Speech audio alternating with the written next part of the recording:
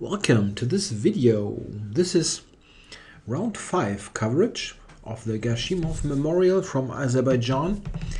And yeah, this is the final round of the first turn of this event. It's a double round robin, so each player faces each other 2 times. And yeah, the game of the day is again a game by the world champion Magnus Carlsen, playing white here against Teimour Radjabov. He should be the number 2 player of Azerbaijan, right? Yeah, I think he should. Yeah, the other 2 games, they also were interesting. I mean, it wasn't so easy, this choice, actually. Nakamura played a draw against Sergei Karyakin in a game where he most of the time held some slight advantage, but somehow it never really got to the point where he could yeah, pose so big problems that Karyakin got into serious trouble. At the end it was a draw, so probably well-deserved result. The other game was a very long affair between Mamedyarov playing white and Caruana playing black. Caruana, who had defeated Carlsen the round before, certainly looking for a good result to yeah, try to yeah, maybe expand his lead, but it went in a totally different direction. Mamedyarov played a rare line of the Grünfeld, and quite quickly Caruana went for a pawn sacrifice, which really did not yeah, net any great results. He was a pawn down. It looked like he has decent drawing chances based on opposite colored bishops maybe, but it was always better for white, and at the end Mamedyarov won this game after some 90 moves, about 90 moves. So great result for Mamedyarov, who really had suffered in the event, losing 2 games already. So he is making a sort of a mini comeback with a win. So let's look at Carlsen Radjabov. How does the world champion react to the loss yesterday, this tough loss in the Berlin that he suffered against Caruana?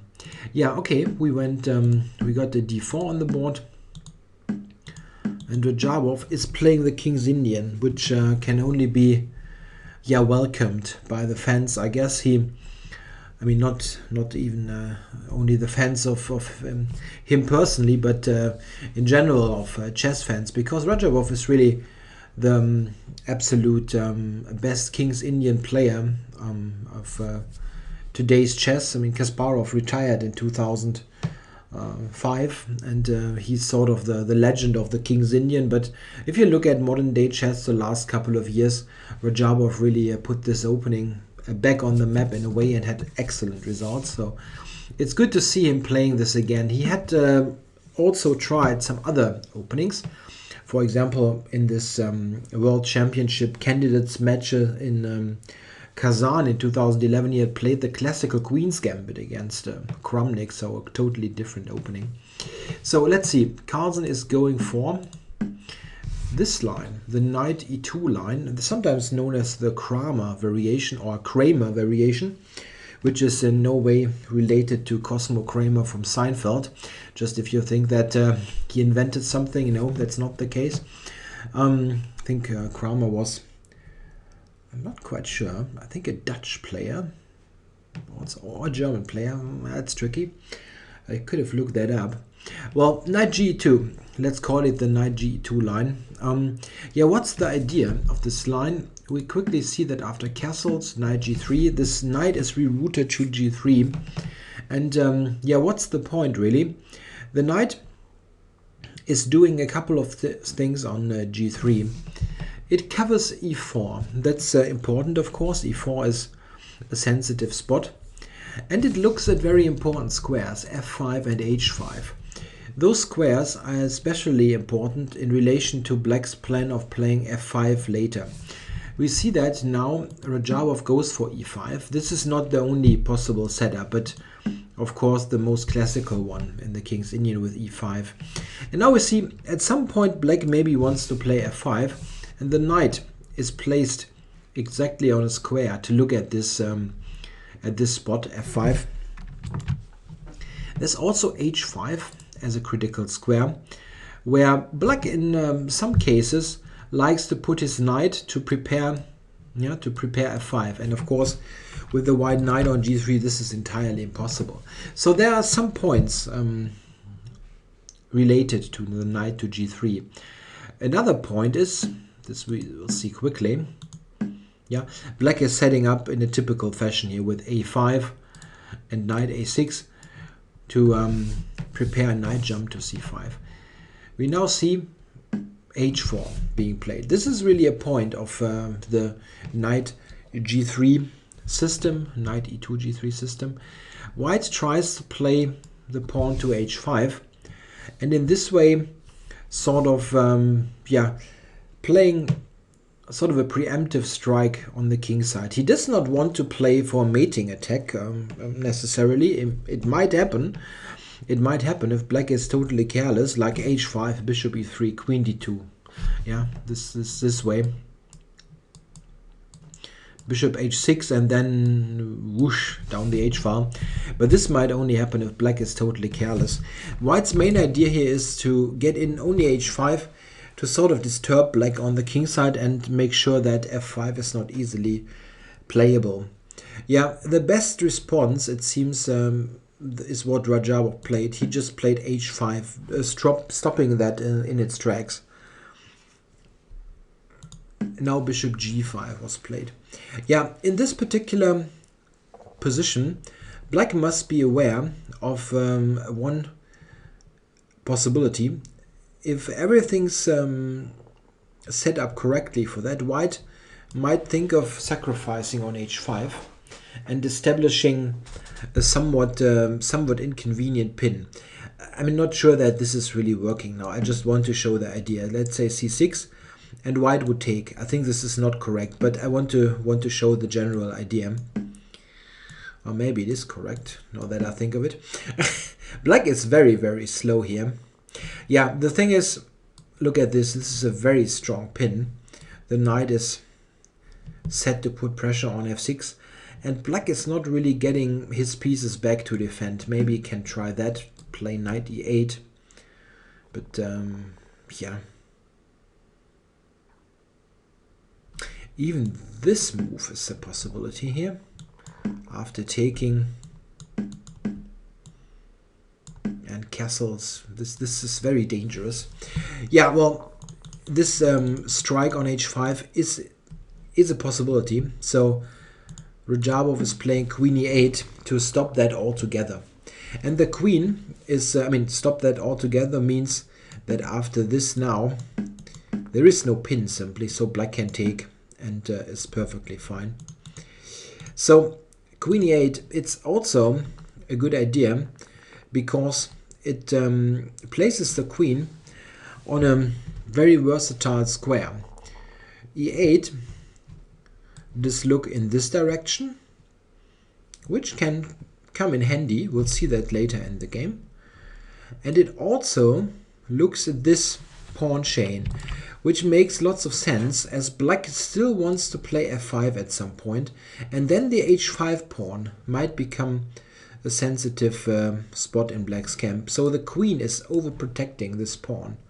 I know it looks like X-ray through two pawns, but black will play f5 eventually, and you can easily imagine f5, e takes f, g takes f, and then the queen directly defends h5. So queen e8 is a good spot here for the queen. Okay, queen d2 was played, and now knight c5. Yeah, and I had a quick look at the database. There are not so many examples of this position, so it was a bit tough for me to figure out what exactly White's plan is here. Of course, I have some experience of in King's Indian structures and also in somewhat similar structures, but to be honest, I have played, let's say, the Averbach variation or the Sämisch, and there I never really play h4, simply because it feels like it, it gives away some sort of flexibility. I think in this position, what I would actually suggest here is for white to play f3. I mean, Carlsen didn't do that. He played long castles. But, oops, no, that was bad. Not too quick. My suggestion would be to play f3 here. And take control over the g4 square. After castles, what he played, there was knight g4. And this is a tad uncomfortable. I mean, this is hanging. You cannot play f3. Blunders in exchange. And if you try to cover f2, there is f6, and this is also not too great. Where's the bishop going? You don't really want to go to e3. You can take on g4, but well, this you could have done without playing rook f1. So after knight g4, he actually took on g4. And I don't think that this is too great for white, to be honest. I think maybe he should have really tried to play f3. Black is suffering a bit from lack of space, so this kind of exchanges I think are quite fine for black. So preventing knight g4 is maybe a good idea. And in the long run, I think maybe white can try something like, let's say, long castles, knight somewhere here, or not sure, to f1, and maybe prepare g4 at some point. I mean, this is all about pawn breaks, and I'm not quite sure what pawn break white is aiming for. After you have played h4, it is somewhat tricky to play for f4, for example, because you weaken g4 so enormously. I mean, I'm not talking about the move right here. This looks totally insane. But I mean, in the long run, yeah, f4 does not seem like a great idea due to the weakness on g4. And well, what kind of, sorry, knight c5, it's on the board. What kind of idea does white have? I mean, if you cannot play really f4, then the only pawn break on the king side would be g4 if you try to play there. Yeah, and the other idea, of course, for white is still to play on the queen side. But this is, yeah, after you've played h4, well, you're not going to castle short in this position after h4 was played, so white will castle long.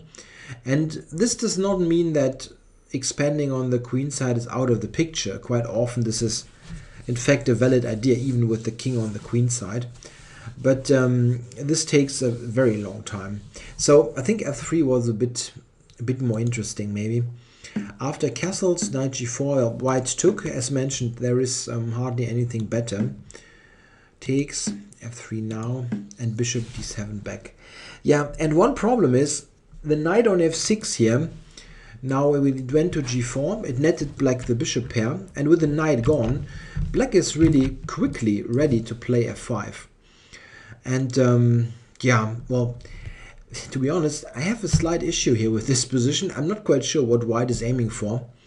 If black is getting in f5, I mean, he's managed to play his standard break, and white's play seems slow at best. I mean, he played bishop to e3 now, which makes some sense. The bishop is not really doing much on g5, and white at least is posing a threat here, possibly a threat of really capturing. This can be a threat. If black, for example, plays, let's say, just to illustrate, if black plays a somewhat nothing move like king h7, oops, there is this idea of capturing and possibly going d6. Now there's rook, king h7. It prepares this one. I shouldn't allow that. So king h7. I just want to illustrate the idea. So let's go to h8. Yeah, and now d6, breaking through in the middle. And this is a bit inconvenient. You cannot play c6 because knight a4 wins immediately. Looking at those squares.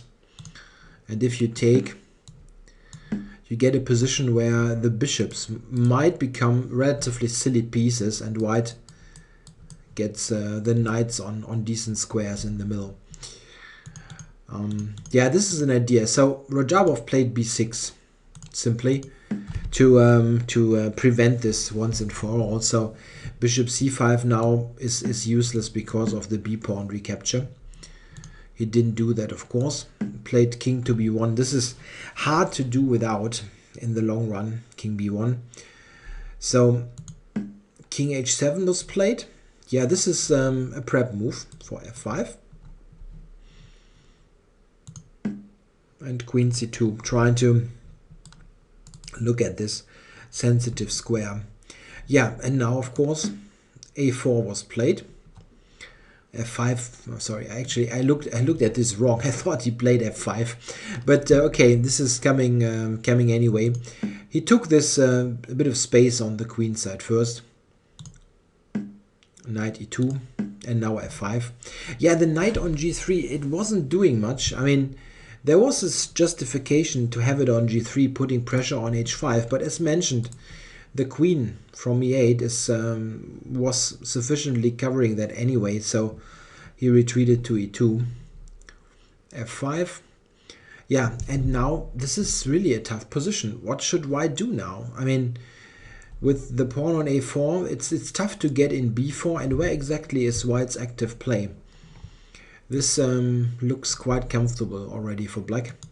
He took. Black took with the pawn. Yeah, well, bishop f5. It looks tempting at first because it goes yeah, it goes on this sensitive diagonal. White okay, must respond knight e4 of course, and this seems fairly solid for white. It's tough in this type of position. White will play this next. It's very tough for black to open it up. He's got no problems whatsoever, but it's difficult to make any progress. G takes f is just the more dynamic choice, and this might intend to play f4 and bishop f5. So Carlsen plays rook h3 first. At the moment, there's the spin going. King h8, now threatening f4. And now he played f4 himself to just stop this once and for all. Yeah, the rook h3 move, it intends this type of maneuver using the rook. But still after f4, I mean, it's pretty obvious, I think, that white does not have any sort of advantage out of the opening. Black enjoys a position with two bishops. It's got a pretty good center, and well, the king, yeah, this is sometimes an issue. It's a bit airy here, but white is nowhere near with any pieces to attack. And a very important point is that after f4, now Radjabov went for knight e4, and this is just a very strong move, centralizing the knight and asking white an important question. What is your next move? It's not so easy now for white to play. Maybe he should have gone for some sort of prophylactic move. I mean, yeah, let's say a3 for argument's sake. It's not exactly great to weaken your queen side more, but oops, a4, a3 was an additional idea. And this is just trying to, in a way, to stay and do nothing. Maybe this is what white should have done. I mean, very tough. Carlsen didn't want to play such a relatively passive position, and went for something else, which was an interesting idea. I mean, it's not like it was not working, totally not working. He took on e4, f takes e4, attacking the rook, and now rook to g3. Yeah, trying to pressurize the h5 pawn. So Radjabov plays bishop to g4. Yeah, and now look at this position. I mean, black has an excellent spot here for the bishop.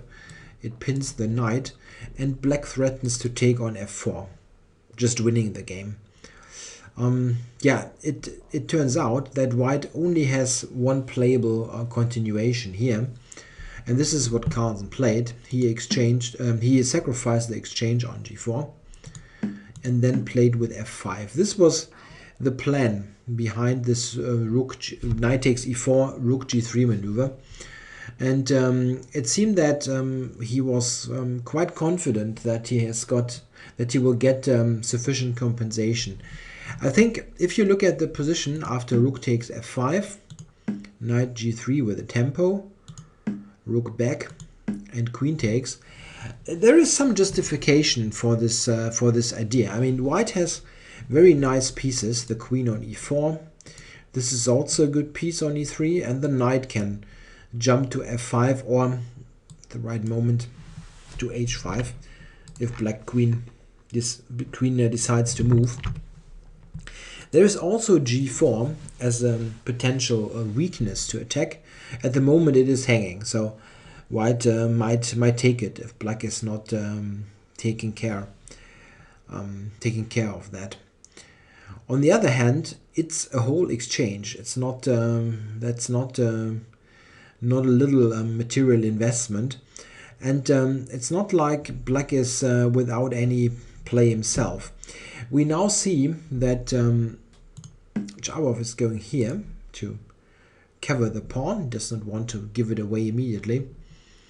Now Carlsen played a3, and very important to notice that he had much more time on the clock. Radjabov was down to about 15-16 minutes, but still in this position here he found a very strong and key move, really. He now played the move b5, and this is an additional benefit of the queen. It was formerly on e8. This other direction of the queen, it sometimes supports the b5 advance, and this is in fact very strong here. Oops. I just wanted to get rid of the arrows. Well, now it worked. Strangely enough, it didn't at first. The important thing for black is you need to have some counterplay and open lines for the rooks, and this is what b5 is doing.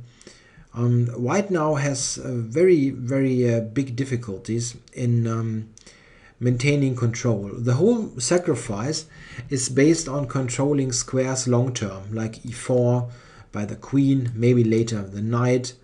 Yeah, just white wants to have a stable position and maybe slowly make some progress. Maybe h5, rook here, rook h4, rook g4. It all takes time, and what black needs to do, he needs to in a way accelerate proceedings and open up the position for the rooks. And this is what b5 is doing. What should white do now? If you take, for example, black will recapture here and quickly get play. This is also weakness. And note that one important point is the queen is looking nice on e4, but, well, should you ever move it, you must really reckon with e5 to e4, and this bishop will get exceptionally strong. The capture on b5 is not really helping him. Yeah, Carlsen tried to play c5 here, intending to maybe even push further, but black is just capturing that. And of course, he wants to open the position. There is no use in keeping it closed in any way, so d takes c5 is the right move. And now h5 was tried. Yeah, if white takes on c5, there is the very strong reply rook f4. So this bishop cannot really move from e3 without any problem. This is in a way also the problem of the whole sacrifice. I mean, this is just it's more of a defensive sacrifice. You cannot really do much with your pieces. White has some active posts, but this concrete counterplay with b5 is really getting very difficult for white to handle. In the press conference, if I read this correctly, Carlsen said that he underestimated the b5 idea, and when it was played, recognized that he has some trouble now. Okay, well, h5 was tried, trying to use the h-pawn here. c4, keeping this pawn, and now h6. Bishop to f6, bishop c5. All this looks very normal. Rook f7 and rook f1. Yeah, and here we come to a very important point in this game. This rook f1 move is actually setting up a very serious threat that black needs to attend to. White is threatening to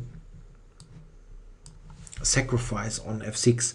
And this, in most cases, wouldn't... yeah, it's not like white is saving himself. It's very often just leading to win. If black is playing, just for example, move like rook g8, yeah, white will take. Rook takes, queen takes. Yeah, and it's a tempo on the rook, and the big threat is bishop e7. And this is so strong, connected with knight moves, even that white will yeah, win this f6 rook for nothing, and then will win in with a direct attack on the king. This is now totally exposed. So rook takes f6 is a strong threat, and there is only really one defensive move, and this is played by Radjabov. This is rook e8. Yeah, note that he was down on the clock really, but some precision is needed. Rook e8. After that, this is pointless, as there is no queen e5. And you really need the e5 pawn to open up the diagonal. Yeah, he tried to increase pressure later with this on e5. Well, just this is useful. Bishop g5 played. Yeah, white does not want to exchange. So knight f5. Yeah, and here another key spot. Black has more than one good move available, but only one move is really killing it in a way, and this is c6, and it's found by Radjabov. Very strong. It attacks the d5 pawn, and if white takes, there is queen d3, and after that white is just completely lost. This is a very, very uncomfortable pin on the knight, and the d-pawn, that's too much. Black is an exchange up anyway, so all this is just on top of that. So white cannot take. Yeah, and if white cannot take, what exactly are you playing? That's a big problem. He went for bishop to d6. Yeah, you can look at pawn to d6, but what are you doing after that? Attacking the knight, and it has nowhere to go. White can give this check, but after this, it turns out that this is just falling. Yeah, bishop d6 was tried, and now bishop f4. Again, a strong move. Radjabov played a very strong game here. It was not like that. Not all of his moves were, let's say, rocket science, and they were. Yeah, it was possible to find all of it, but he did so in very little time and against the world champion. So just a very good job. Yeah, knight g7 was tried here. This was hanging, and what exactly are you doing besides knight g7? So this was played. Queen d6, knight to e8, and now queen takes d5. We see that black has returned the exchange, but yeah, if we do a pawn count, this is 6 pawns against 4, and the big issue is, how does white even now avoid the queen trade? It is simply not possible, really. This is also a stranded piece, so queens were traded, and now, well, these pawns are very strong. Yeah, g3. At first you might think, okay, isn't black just losing a piece here with this pin? Yeah, this is the case, but Radjabov had correctly seen that here, those two pawns and this pawns, they are just stronger than the knight. The knight is in a way stranded on e8. Carlsen managed to put it somewhat back in the game, but those protected passes are too strong. Yeah, and now the king is even supporting proceedings. Yeah, and g3 is coming. Check. Yeah, and after king g4, here the world champion resigned. Yeah, what a turn of events in this tournament. After Carlsen had started with two wins and really excellent chess, really, he got a draw in round 3 and then lost 2 games in a row. He lost with black yesterday against Caruana, and now even with white against Radjabov. So he's really in some bad shape suddenly. Quite remarkable. I think people looked up that the last time that Carlsen had lost 2 games in a row was in 2010, so almost 4 years ago, and he does not lose often at all. I mean, really, this loss yesterday was the first after almost a year of being undefeated, and now there's even 2 defeats in a row. And well, I mean, it's always tough to criticize the really clearly best player at the moment, but this really looked like a bit of an uninspired game to me. I mean, White never really had anything from the start, and it just never felt right for White. I mean, it quickly was almost forced to sacrifice this exchange, and it was mostly it was born out of necessity more than anything else. So something's not right at the moment here. So today is a day off, and we'll see what happens in the next turn. Let's have a look at the standing though. The leader now in this tournament is Teimour Radjabov. He played 4 draws and won today, so he's leading the tournament with a +1 score. Very good result at the moment. Caruana also was in good shape after winning yesterday, but he lost today against Mamedyarov. So Caruana is on 50%, Carlsen is on 50%. So and Nakamura also on 50%. So the tournament is wide open, of course. Carlsen can also still win it, but he has 2 black games after the rest day on Friday, and this will be very tough in his current shape. For whatever reason, he is in that shape. There are sometimes really days where you cannot really get a game going. I mean, it just happens. But 2 times in a row is quite rare for such an excellent player. Okay, so I hope you enjoyed the coverage of today's game. I'll be back on Saturday to have a look at the 6th round, the first round of the second turn. Thanks for watching.